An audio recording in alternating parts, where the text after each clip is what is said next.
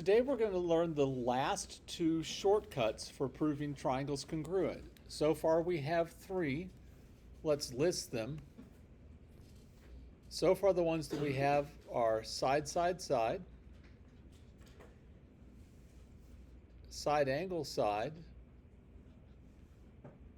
and angle, side, angle. Those are the three that we know so far. We're adding two more today and that'll be it. It's just 5. The next one is called the angle side theorem. It says if two angles and one of their non-included sides in a triangle are congruent to the corresponding parts of another triangle, then the triangles are congruent. So notice here, I've got two pairs of congruent angles, but instead of the side being in between them like it is for angle, side, angle, the side is not in between them. So that's angle, angle, side. Someone out there?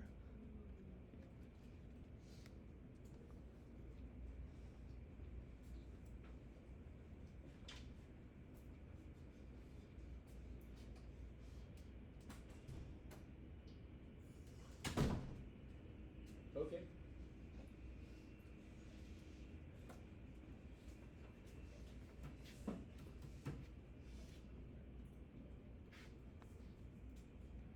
So that is the fourth way to prove triangles congruent, is angle, angle, side.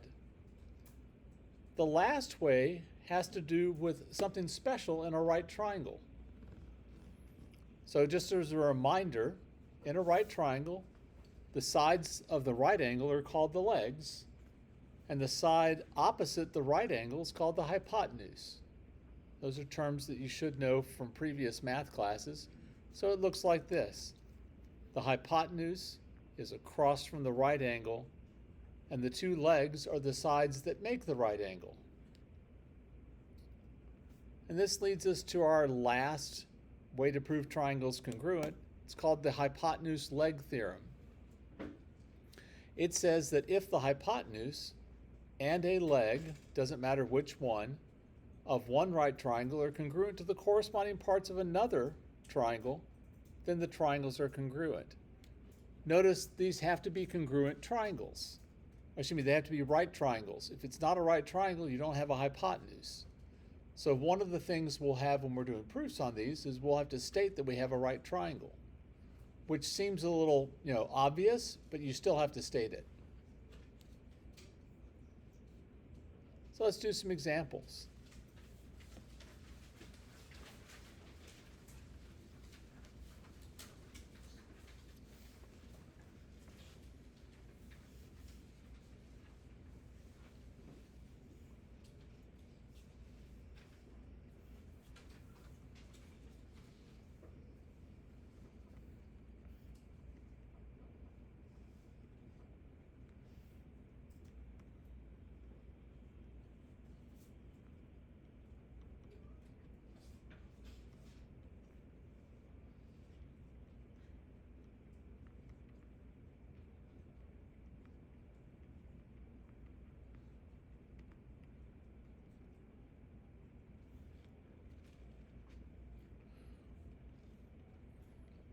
So we'll start off just by writing the given. Again, your book splits up the given, but I just can't be bothered to do that. So, if they have anything that we can mark on the diagram, we will. So we're going to mark that angle J is congruent to angle P. The other part of the given says that segment UM bisects angle JUP. Notice the vertex for JUP is up here at the top of this figure. So those are the two angles that are going to be congruent. These two angles here. Notice I'm marking them with 2 arcs so it doesn't look like they're the same as the ones down here at the bottom. If we were marking the third pair, we'd mark them with 3 arcs. To name these two angles, remember U is going to have to be the middle letter because it's where the vertex of the angle is. So the one on the left is angle JUM, and it will be congruent to the one on the right, angle PUM.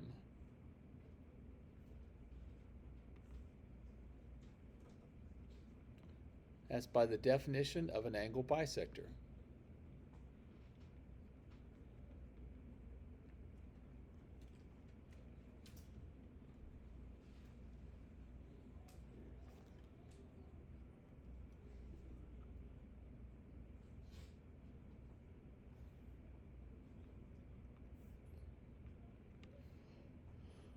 So far I've got two pairs of congruent angles. We're always going to need three things in order to prove triangles congruent every single time. It's always three things. I've used up everything in the given. I've used this statement. I've marked that statement. So there's got to be something else. There has to be something else in the diagram that we know is true. What is it we know in this diagram that's always going to be true?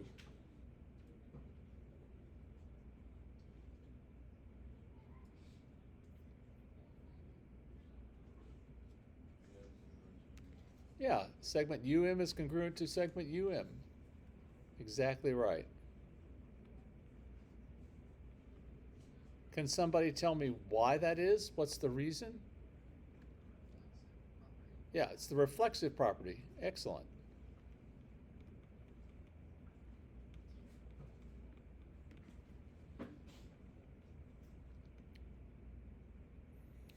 Now when I look at the diagram, I've got three things that are marked in each triangle. If I just look at one triangle, this is two angles and a side. Is this side in between the two angles, or is it not in between the two angles? Is it in between or not? Is this side in between this angle and this angle? No. So my reason for proving the triangle's congruent is going to be angle, angle, side. The side is not between the two angles, so the S is not between the two A's. So we're going to say that triangle JUM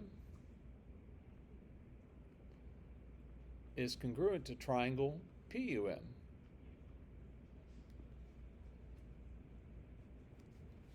Sasha, did you have a question? You just looked like you were thinking. No. Okay.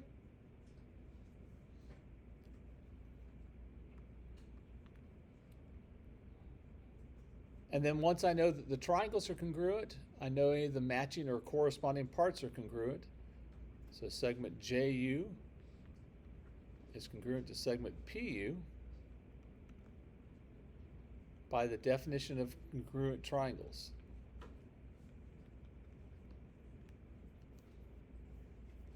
If the triangles are congruent, then any of the matching pieces have to be congruent.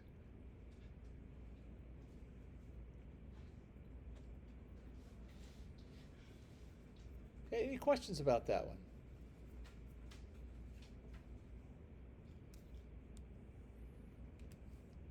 All right, then let's move on to the next one.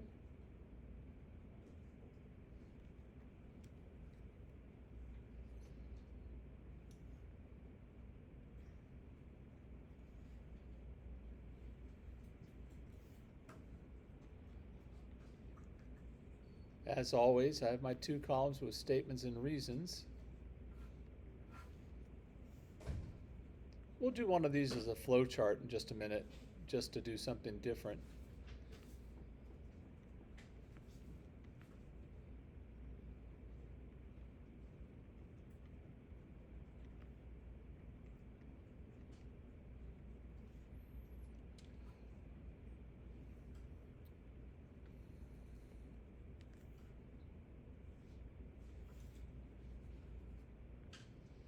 So anything that's congruent, I'll mark it. Segment SW, congruent to segment OW.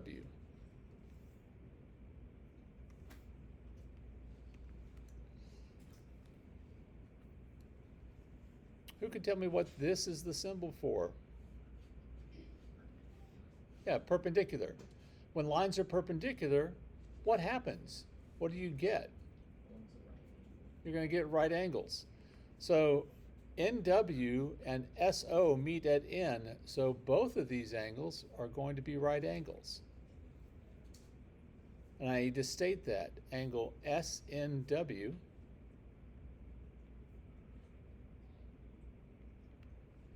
is congruent to angle ONW. That's by the definition of perpendicular lines.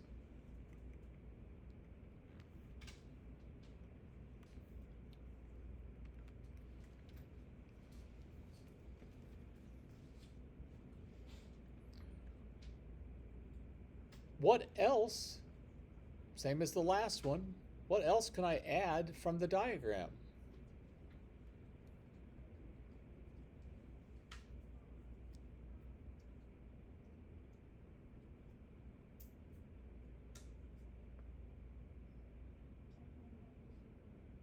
Yeah, segment NW is congruent to segment NW.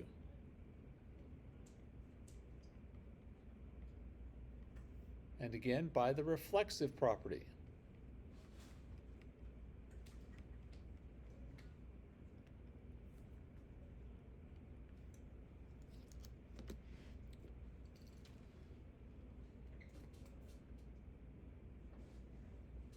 Now, I've got 3 things marked, but I actually don't quite have enough to prove these triangles congruent. I'm missing something. Let me explain why. If I just look at the triangle on the left, I've got 2 sides and an angle, right? Is this angle that's the right angle in between this side and this side? Is it in between those 2 sides? No. So that would be side-side angle. We don't have side-side angle. That's not a way to prove triangles congruent. And if you'll pardon me for saying so, it's really easy to remember. If you don't want to be a backwards ass, don't use side-side angle.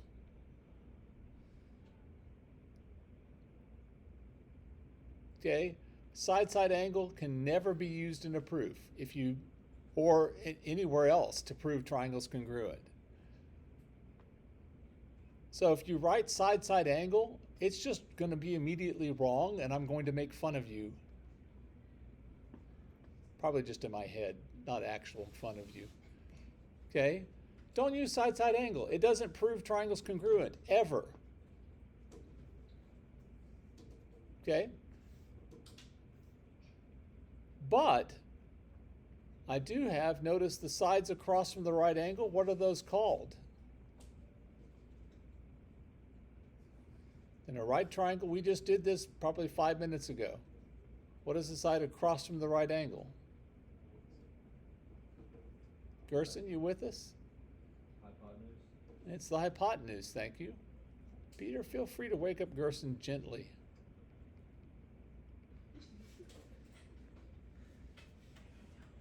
Apparently it's going to need to be more vigorous than that. Gerson, you okay? We've got the hypotenuse and we've got a leg. So I first need to state that I have right triangles. Triangle SNW and triangle ONW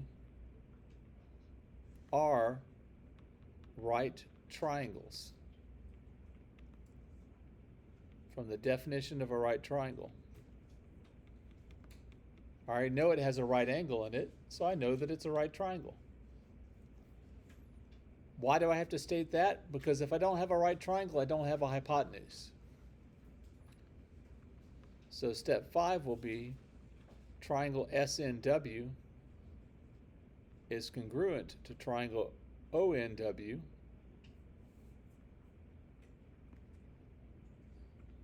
by hypotenuse leg.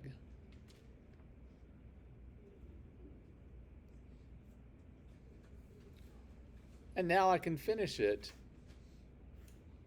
I can say that angle S is congruent to angle O by the definition of congruent triangles. Remember, if they ask you just to prove the triangle's congruent, you don't need that last step at all. That's going to happen sometimes. Not all the time, but sometimes.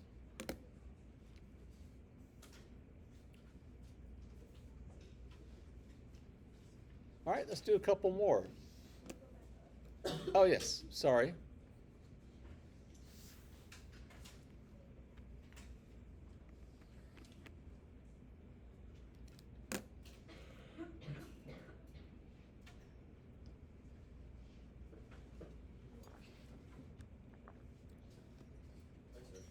Yeah.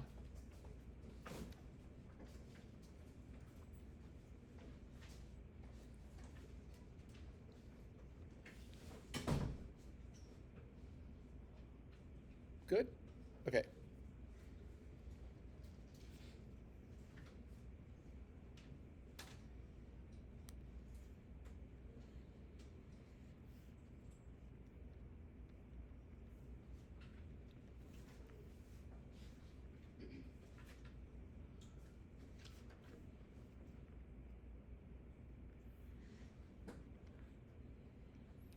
This one's got a lot of given information.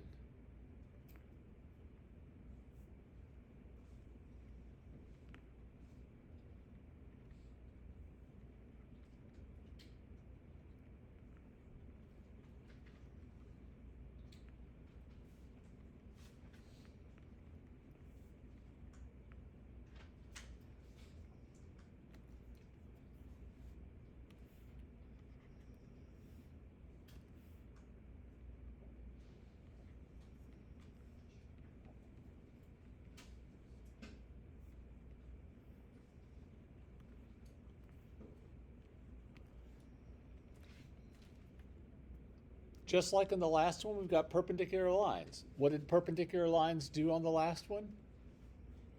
You're going to have right angles. So FL and FR, they intersect at F. So F is a right angle. And LY and RY intersect at Y, so angle Y is a right angle. So angle F and angle Y are right angles by the definition of perpendicular lines.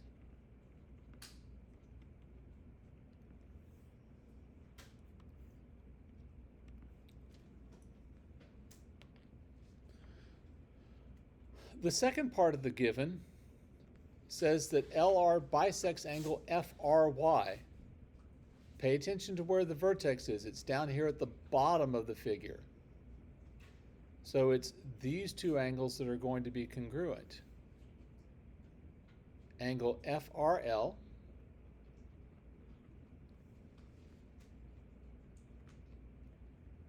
will be congruent to angle YRL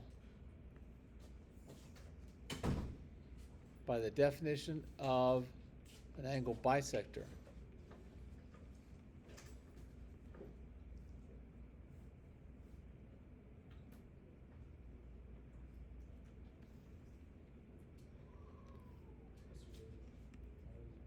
Yes. So just like all the last ones have been, what else do I see in the diagram that what I know is true? Yeah, Segment LR is congruent to segment LA. perfect. And what's the reason for that? The reflexive property. Thank you, ma'am.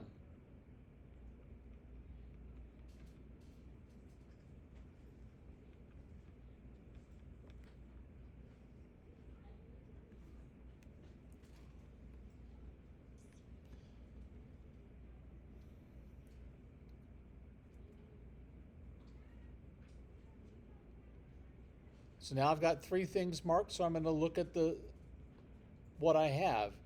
If I look at the triangle on the left, I've got two angles that have been marked and one side that's been marked. Is this side in between angle F and angle R? No. So that's going to be angle side.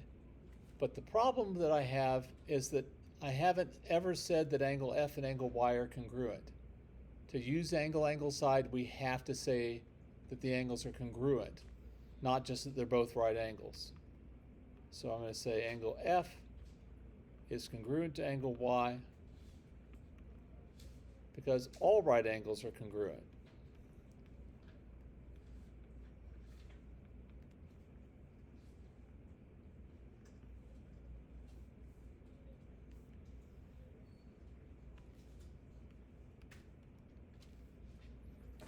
Now we can prove the two triangles congruent.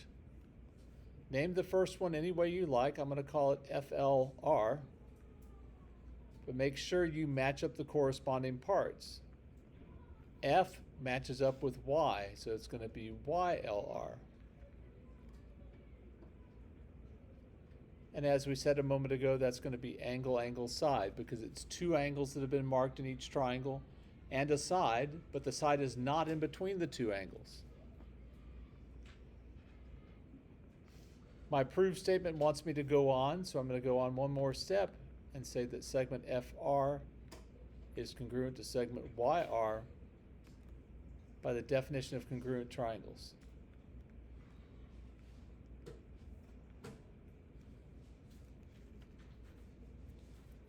Are we going to have this type of questions asked? I'm sorry? Are we going to have this type of questions asked? No, I'm just doing it for my health. My doctor says I should do more proofs. Yes, you will have to do some proofs on your own, as I've said multiple times in this unit. Only how long? Maybe.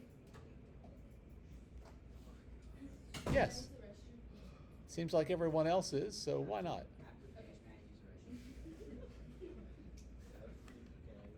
All right, last one.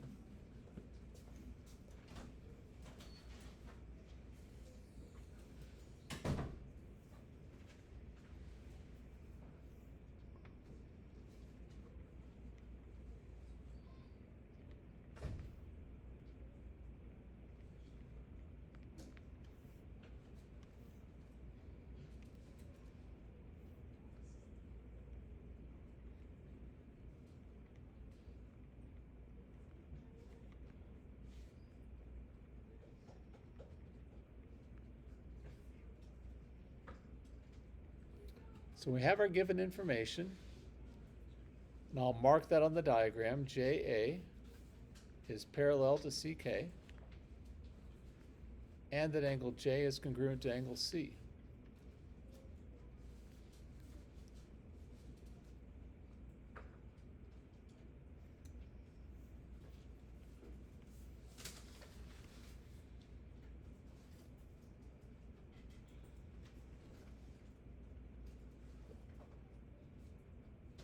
Calling it quits for the day? We're not done, is what I'm trying to gently say.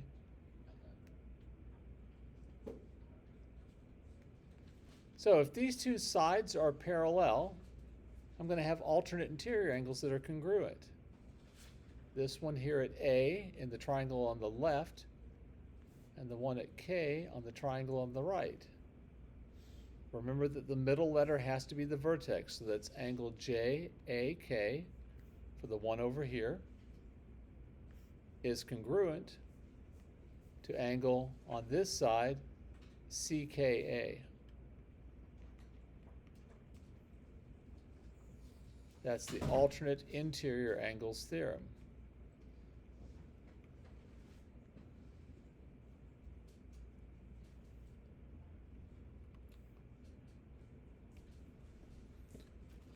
So we've got two pairs of congruent angles. We need a third thing.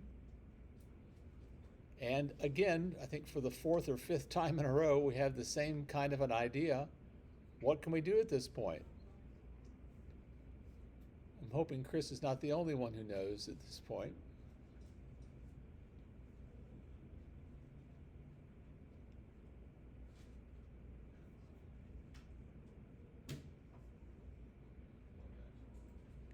Go ahead. Segment AK is congruent to segment AK Yes, by? because of the reflexive property. Yes.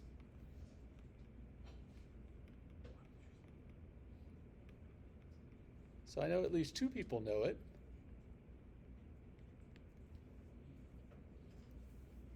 We have 3 things marked in each triangle. So I'm going to go ahead and take a look. I've got 2 angles that are congruent and a side. Is this side in between the 2 angles or not in between? It's not in between, so my reason is going to be angle, angle, side. The side is not in between the 2 angles. I'm going to name the first one triangle JAK.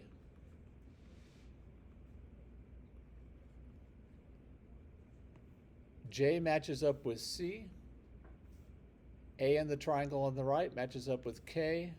So it's got to be CKA for the second triangle. We're not finished because it wants these 2 segments congruent. So segment JK is congruent to segment CA by the definition of congruent triangles.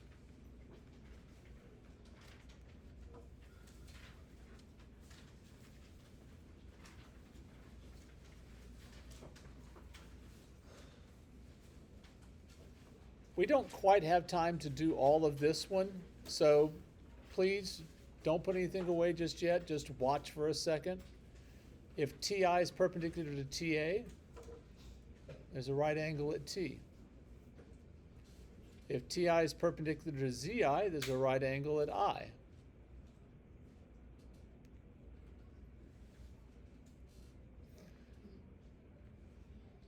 G is the midpoint of TI, so I know that these 2 segments are congruent. This last one is different in what we finish up with. What's the other thing we can get from the diagram here? We can't do the reflexive property on this one, but what can we do? Not corresponding. Yes. Yes, we can say that the vertical angles are congruent. And then this one is going to be an angle side angle because the side is between the 2 angles. All right, let me go ahead and give you your assignment.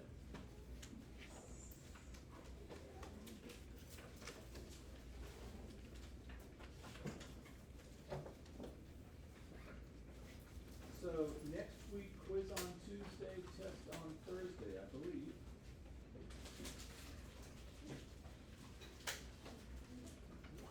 I'll double check that.